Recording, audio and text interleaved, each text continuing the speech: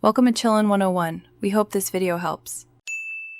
You begin by shutting Valorant and the Riot client down completely, and you open Task Manager to stop lingering processes.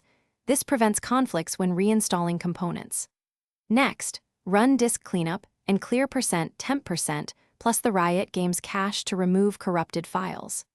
Make sure Windows updates are applied, and check GPU driver versions so you can roll back if a recent update caused the restart loop. These initial actions reduce variables when you proceed. Once done with cleanup, uninstall Riot Vanguard from Programs and Features, then reboot so the kernel driver unloads. After restart, install Vanguard again to restore driver integrity. Open the Riot client and use its file repair tool for Valorant to validate and redownload corrupt assets. Also, open services, set Riot Vanguard and related Riot services to automatic, and start them. This ensures the anti-cheat loads before the game, which is often why the system restarts during launch. You now perform final checks.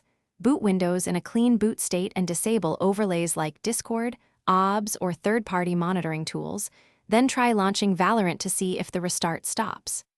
If system restarts continue, open Event Viewer to capture bug check codes and collect memory dump files for diagnosis. These clues point to driver or kernel conflicts. Finally, roll back the GPU driver. Run sfc/scano to repair system files, and only consider reinstalling. Thanks for watching. Consider subscribing if we helped you.